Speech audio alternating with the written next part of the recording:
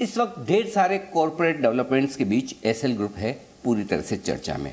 और आइए इसी खास चर्चाओं के बीच हम मुलाकात करने जा रहे हैं एसएल ग्रुप के चेयरमैन और राज्यसभा सांसद डॉक्टर सुभाष चंद्रा से। सर बहुत बहुत स्वागत है जी मीडिया पर। ढेर सारी बातें आपसे करनी है। मैं सोच रहा हूँ कि शुरुआत इस बात से की जाए कि इस वक्त इस बदलते हुए माहौल में एसएल ग्रुप को लेकर आपका विज़न क्या है, किस तरह से आप इस ग्रुप को आगे बढ़ाने के बारे में सोच रहे हैं। और जैसा हमेशा आपको ये माना जाता है कि आप कुछ न कुछ नए बिजनेसेस के बारे में सोचते हैं, टेक्नोलॉजी के बारे में सोचते हैं, बदलते हुए माहौल में आप किस तरह से 5 साल का विज़न रखकर अपने ग्रुप को आगे ले जाना चाहते हैं। सबसे पहले तो आपके सभी दर्शकों को मेरा प्रणाम, नमस्कार। और आगे आने वाला समय या अभी का भी समय मैं समझता हूँ कि प्रेजेंट सरकार, भारत सरकार जो है, उन मोदी जी के प्राइम मिनिस्टर के नेतृत्व में बहुत अच्छा वातावरण इस समय भी है और आगे भी अच्छा वातावरण रहेगा। पॉजिटिव माहौल है, पॉजिटिविटी है। उसको देखते हुए और जैसा आपने कहा कि हम कुछ नया ही सोचेंगे, नया ही करेंगे जी। और उस दिशा में कुछ चीज़ों पर काम चल रहे हैं। काम तो हमारे यहाँ कभी रुके नहीं। पिछले कुछ कभी न कभी हर जगह हर समय हमारे किचन में कुछ ना कुछ पकता ही रहता है। और जब वो ठीक से पक के आ जाता है तो वो डिश को फिर आगे सामने पेश किया जाता है। तो पर फिलहाल जो चीज़ें हमारे साथ कुछ हुई, जो कुछ गलतियां मैंने की पीछे, उन गलतियों की वजह से हम फाइनेंशियल डिफ़िकल्टी में आए। उस चीज़ों को निपटाने में हमको 2-2.5 साल लग गए। लगभग निपटाया है जी। कुछ एक बाकी हैं। आई एम श्योर आपके वो प्रश्न भी होंगे जी। उनके बारे में जब आप प्रश्न करेंगे तो चर्चा करेंगे। लेकिन इस दौरान में जितना भी समय मुझे मिला है उसमें मैंने नई टेक्नोलॉजी को समझा है, नई जो चीज़ें हो रही हैं विश्व में वो समझा है। और जो इंटरनेट का जो नेक्स्ट वर्जन है जिसको दुनिया आज सब बात कर रहे हैं, मेटावर्स की, कोई नए कॉइन्स की, क्रिप्टो करेंसी की बात करते हैं जी, कोई एनएफटी की बात करते हैं, मेटावर्स नाम की बड़ी चर्चा हो रही है जी। तो इन सब को समझने करने में मैंने एक उसको नया नाम दिया है। मेटावर्स नहीं कहूँगा, इन सबको मिला के मैं ये कहूँगा मायावर्स। मायावर्स, हाँ।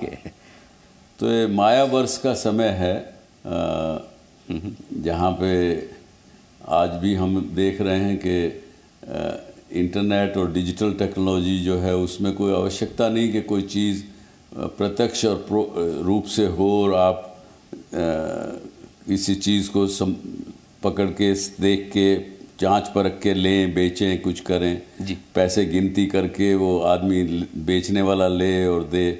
तो ये सब चीज़ें बहुत पास्ट की हो गई। तो मायावर्स का ज़माना है तो कुछ ना कुछ नया वैसे ही करके बताएंगे।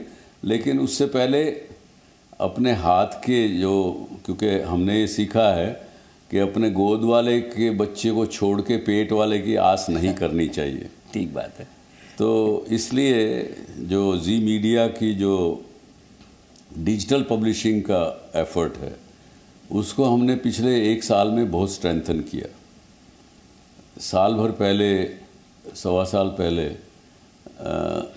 जी न्यूज़ और उसके जितने भी संबंधित डिजिटल वेबसाइट्स हैं, india.com है, उनके ऊपर सब मिला के 100 मिलियन मंथली एक्टिव यूज़र थे। और मुझे खुशी है आपके माध्यम से आपके दर्शकों को बताते हुए कि आज हम 300 मिलियन पर 1 साल में पहुंच गए। और इसमें हमारा टारगेट जो है अगले 3 साल का जी 1 बिलियन यानी 100 करोड़ लोगों तक पहुंचने का है। बिल्कुल। और हम पहुंच जाएंगे। उसके अंदर हम 3 चीज़ें अप्लाई करेंगे। एक, हमारे कंटेंट की स्ट्रेटजी ठीक से करेंगे। दूसरा, उसको टेक्नोलॉजिकली कैसे सुविधाजनक बनाया जाए, टेक्नोलॉजी का इस्तेमाल कैसे किया जाए, वो दूसरा पार्ट है। और तीसरा, उसका मोनेटाइजेशन कैसे ठीक से हो। इन तीनों चीज़ें करेंगे। इससे बहुत बड़ी वैल्यू अनलॉक होगी आने वाले समय में। निश्चित रूप से सर, मैं ये कह सकता हूँ कि वो थीम पार्क के ज़माने से, जब एसएल वर्ल्ड कोई सोचता नहीं था कि हिंदुस्तान में ऐसा थीम पार्क होगा, वहाँ से क्रूज़ जो पहला आपने शुरू किया, तब से लेकर चाहे वो जी टीवी एंटरटेनमेंट वाला हो या न्यूज़ वाला हो, और कई सारे ऐसे बिजनेसेस जो आपने विज़न देखकर किए। तो अब जो डिजिटल और टेक्नोलॉजी पर फोकस है, उस पर भी मैं आऊँगा, लेकिन उससे पहले कुछ और ऐसे सवाल हैं जिनके जवाब काफ़ी दर्शक जानना सुनना चाहते हैं। सबसे बड़ा जो सवाल है वो डेट रेजोल्यूशन को लेकर है। आपने पिछली बार कहा था कि लगभग 90% हम डेट रेजोल्यूशन कर चुके हैं। इस वक्त ग्रुप की डेट को लेकर क्या सिचुएशन है और कितना रेजोल्यूशन हो चुका है? इसमें हमको 2 तरह से देखना पड़ेगा। एक तो हमारी ऑपरेटिंग जो कंपनीज हैं, ऑपरेटिंग बिजनेस है, उनका जो डेट लेन देन है, एक वो अपनी जगह पर है। और दूसरा, जो हमारा एज ए प्रोमोटर हमारे पर्सनल जो हमारी बुक्स पे डेट था। तो मैंने जो पीछे 25 जनवरी को मैंने पहला पब्लिक लेटर, ओपन लेटर लिखा था, दूसरा मैंने अभी पिछले 3-4 महीने पहले लिखा। उसमें मैंने साफ कहा, वो जो लिखा है वो पर्सनल डेट के विषय में लिखा है जी। और उसमें हम 92-93% पे पहुंच गए हैं। 2-3 उस लेटर में भी मैंने थोड़ा सा इशारा किया था कि एक आध लैंडर हैं जो हम कहीं पे उलझ गए हैं आपस में एक दूसरे के साथ जी। और कुछ जब एक उलझन शुरू होती है किसी एक लैंडर के साथ, तो दूसरे भी लोग कुछ ना कुछ खड़े हो जाते हैं। बाकी कुछ जो आज के दिन आपको दिखने में आ रहा है, जो पब्लिक डोमेन में आ रहा है, कुछ चीज़ें हैं जो ऑपरेटिंग कंपनियों की डेट की सवाल है। और ऑपरेटिंग कंपनियों में ज़्यादातर हमारे जो एसएल इंफ्रा के जो इंफ्रास्ट्रक्चर रिलेटेड बिजनेस के थे, उनका एक प्रश्न है। वो क्योंकि मैंने पहले भी कहा है कि इंफ्रास्ट्रक्चर बिजनेस में हम गए, वो गलती की, और जिस ढंग से हमने उस बिज़नेस को चलाया, जिन लोगों को उनको चलाने के लिए छोड़ दिया, गलत लोगों को हायर कर लिया, उसकी वजह से नुकसान बढ़े हुए हैं।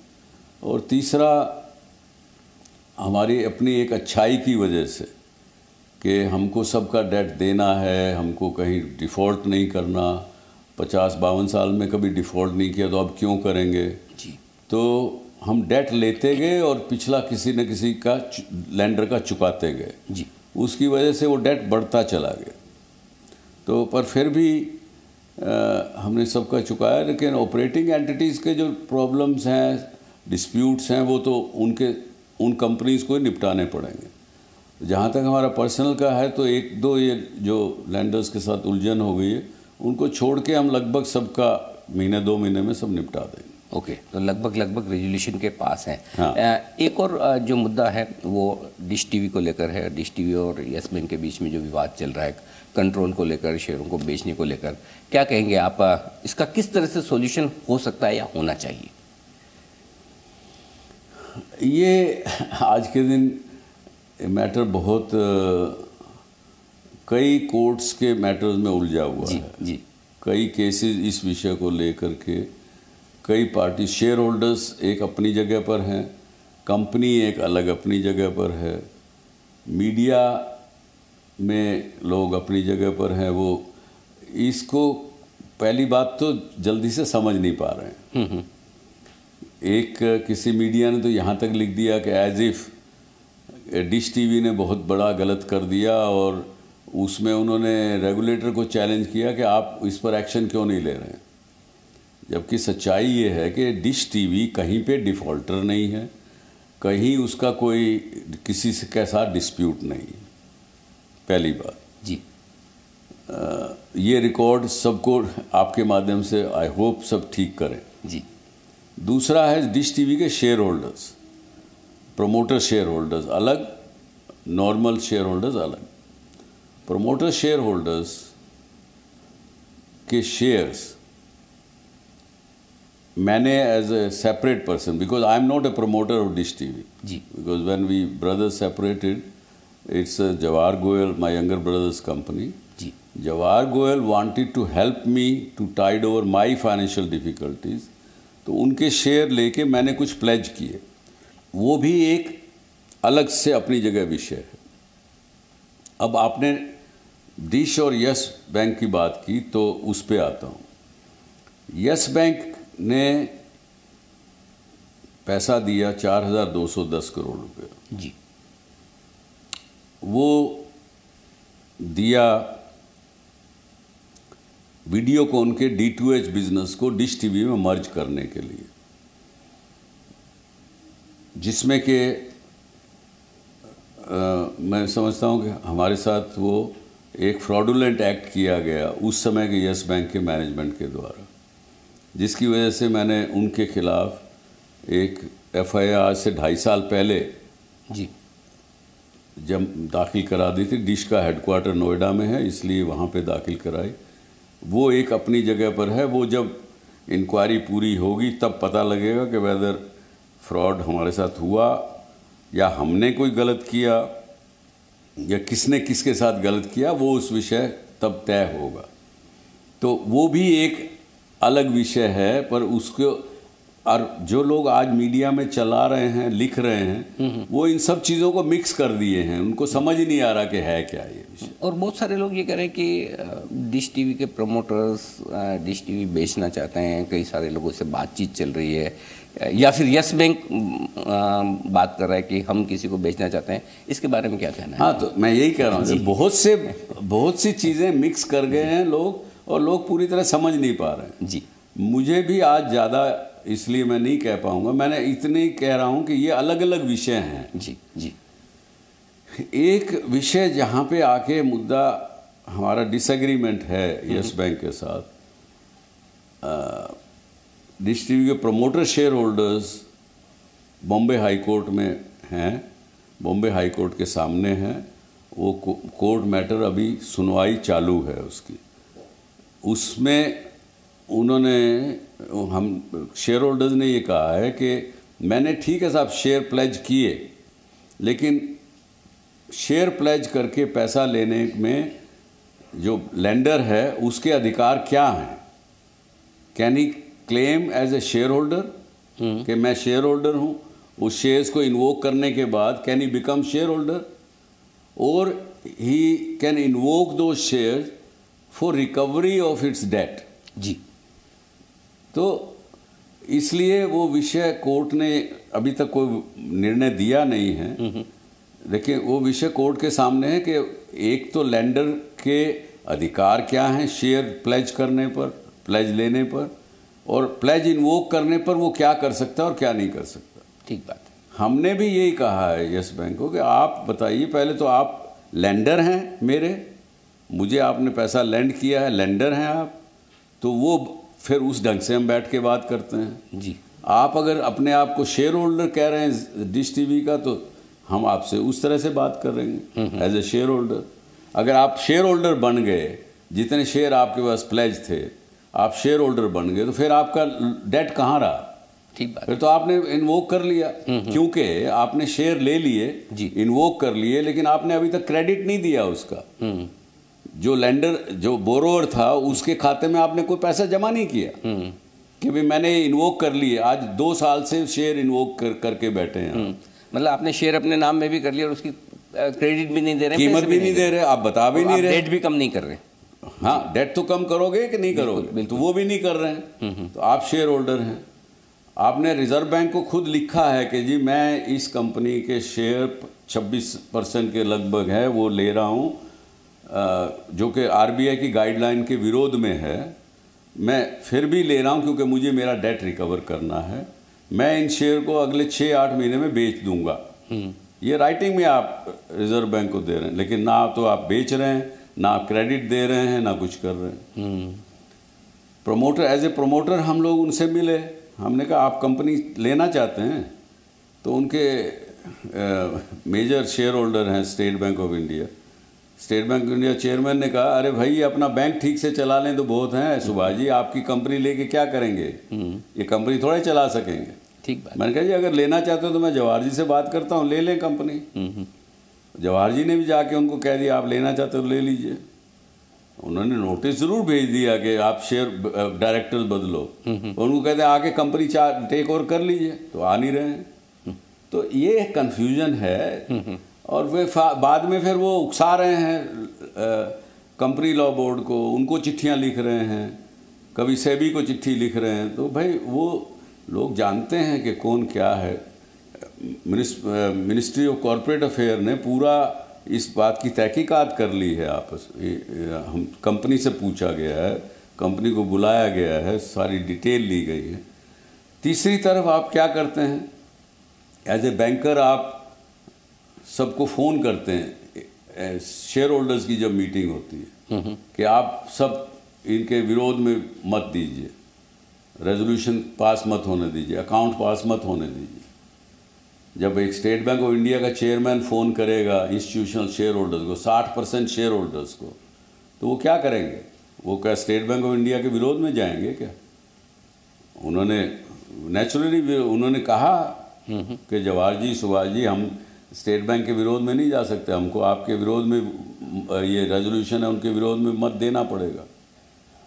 खैर फिर भी वो जो मत डिक्लेयर हो गया, सेबी ने उसको फोर्स किया डिक्लेयर करने के लिए, वो डिक्लेयर भी हो गया, जो कि रिजल्ट सील्ड एनवलप में कोर्ट के पास पड़ा हुआ था। जिस दिन रिजल्ट आया एजीएम का, तीसरे दिन, तब से वहाँ पड़ा हुआ है, कोई कंपनी को रखती थोड़ा ये।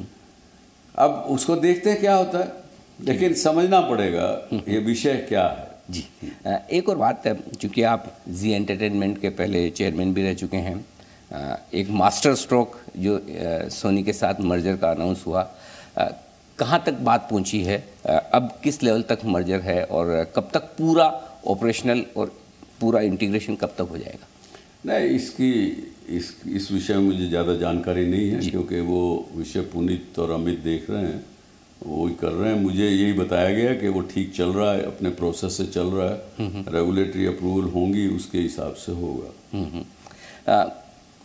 चूँकि पिछले आपने कहा कि 2-2.5 साल बड़े इंटरेस्टिंग रहे हैं, आपका लंबा इतना अनुभव रहा है बिजनेसेस का, नए नए बिजनेसेस में आप जाकर ट्राई करते हैं, तो ये बताएं सर कि क्या ये सब देखने के बाद नए बिजनेसेस में कूदने की आपकी जो आग है, जो आपकी पैशन है, उस पर कोई असर आया है? नहीं, ऐसा कुछ नहीं है। वो तो कुछ करने की तो इच्छा पहले हमेशा से रहती है, और मैं तो ये मानता हूँ कि पैसे के पीछे भागने से पैसा नहीं आता है। इसलिए कुछ भी नया काम मैंने कभी भी किया है तो इसलिए नहीं किया कि पैसा कमाना है। पैसा तो अपने आप आएगा, वो बाई प्रोडक्ट मैं मान के चलता हूँ। कुछ क्रिएट करना, कुछ नई चीज़ करना, कुछ एक्साइटिंग करना, वो एक विषय है, और वो इच्छा तो कभी पूरी नहीं होती। जी, लोग आपको मीडिया मुगल कहते हैं, इंडियन टेलीविज़न का विश्व पिता मानते हैं। जी मीडिया जो एक और आपकी लिस्टेड एंटिटी है, इसका कामकाज कैसा चल रहा है? मीडिया फील्ड को आप इस वक्त कैसे देख रहे हैं, क्या बदलाव हो रहे हैं, और जी मीडिया कैसे पोजीशन है इसमें?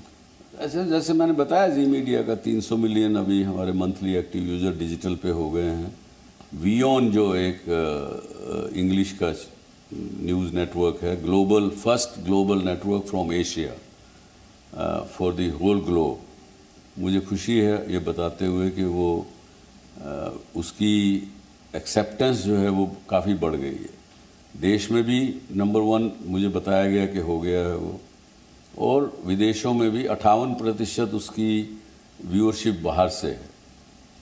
यूट्यूब पर एक महीने में 90 मिलियन विजिटर उसके ऊपर आ रहे हैं, जो कि BBC से आगे हैं, CNN से थोड़ा कम है। और उस वीओन जो प्रोडक्ट है उसके ऊपर हम टेक्नोलॉजी का इस्तेमाल करेंगे। उसकी जो डिजिटल पब्लिशिंग उसके साथ साथ जो चल रही है उसको हम ज़्यादा इंटरेक्टिव बनाएंगे। जो सोशल मीडिया के फीचर्स होते हैं उसको उस पर डालेंगे।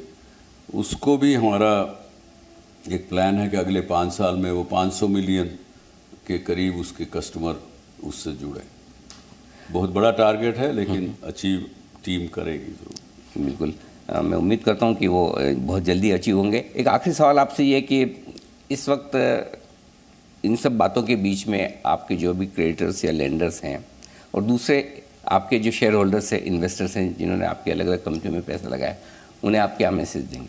देखिए, शेयर होल्डर्स हमारे से डिसअपॉइंट हुए हैं इस सारे पूरे प्रकरण में, क्योंकि हमारी कंपनियों के शेयर्स आगे बढ़े नहीं, कीमतें बढ़ी नहीं उनकी, तो स्वाभाविक रूप है कि वो उनको डिसअपॉइंटमेंट है हमारे से। लेकिन time is a big healer, समय बताएगा कि हमने क्या किया शेयर होल्डर्स के इंटरेस्ट में। हमने कभी उनके इंटरेस्ट को कंप्रोमाइज़ नहीं किया है, लेकिन अभी उनको हमसे गुस्सा ही होगा मेरा ख्याल से। समय पा करके वो भी चीज़ें ठीक हों। जब है ना, लोगों ने सोचा कि बस डॉक्टर सुभाष चंद्रा का समय हो गया, उसके बाद आप उतना दुगुना ताकत से, तिगुना ताकत से बाउंस करते हुए हैं। इस बार का बाउंस पे किस तरफ होगा, कहाँ होगा, ये लोग जानना चाहते हैं। ये समय बताएगा। और मैं यही बता सकता हूँ आपको कि कुछ ना कुछ नया आप सब लोगों के सामने आएगा, और जल्द ही आएगा। टेक्नोलॉजी की तरफ से आएगा, कुछ और तरह से आएगा। बिल्कुल, उसका इंतज़ार हमें और सारे दर्शकों को, आपके सारे शेयर होल्डर्स, इन्वेस्टर्स, क्रिएटर्स सबको रहेगा। और आपको बहुत बहुत शुभकामनाएं, बहुत बहुत धन्यवाद समय देने के लिए। तो ये थे डॉक्टर सुभाष चंद्रा, एसएल ग्रुप के चेयरमैन और राज्यसभा सांसद, जो बताते हुए ग्रुप के विजन और सारी योजनाओं के बारे में। इस खास मुलाकात में इतना ही। नमस्कार।